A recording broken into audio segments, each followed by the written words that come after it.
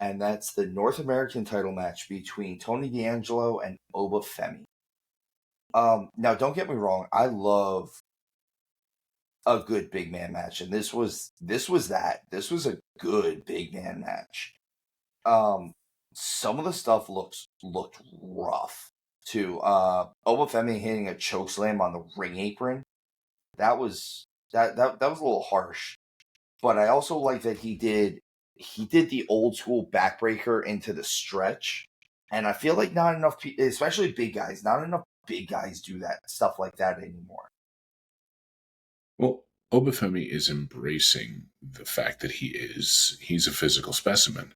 He's a specimen. He's a big scary dude, and I know I critiqued him a lot over the last couple of weeks. I will say this: all the talk that I've had over the last couple of weeks about him looking camera shy and him looking like he didn't feel comfortable with the mic in his hand, his character and his aura absolutely was shining in the ring, in between the ropes, when they're doing what they're supposed to be doing, which is wrestling. He is a scary, scary man. He has possible Jacob Fatu scary about him. He's special. Obafemi is very special. And for anybody listening, when somebody is brand new and inexperienced in wrestling, you're referred to as green. Like, one of the things that would be said in the locker room is like, "You're so green, I'll lock up with you, I get grass stains." And Obafemi... Greener than goose shit. And Obafemi he's still learning. And that's why I've said it about quite a few people, and that's a theme here in NXT. That's why I'm hoping that the folks where there is something special.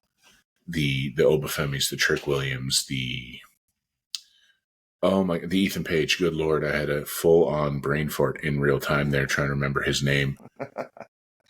While I believe Ethan Page is ready for the main roster, I think he would just get sucked into the mid-card vortex of doom right now.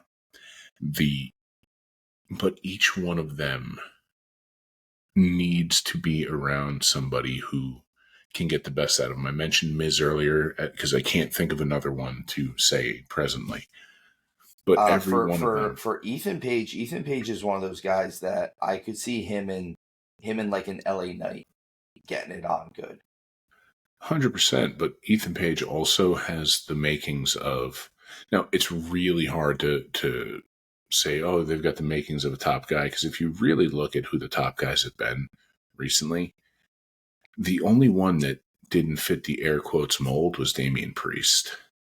And Priest showed he deserved to be there. But, I mean, let's talk about this.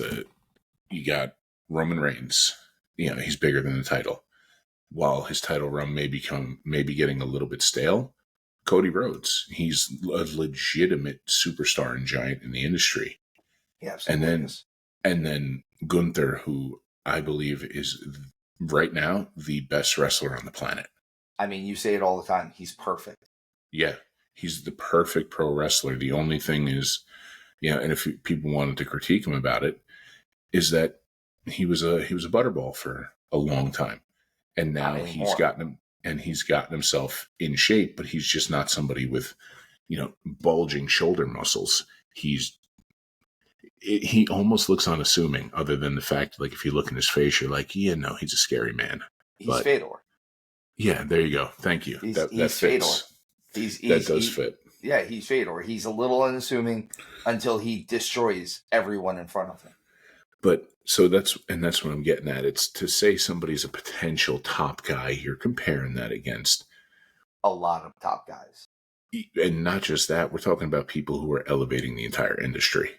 So, end of this match, we get a new North American champion in Tony D'Angelo.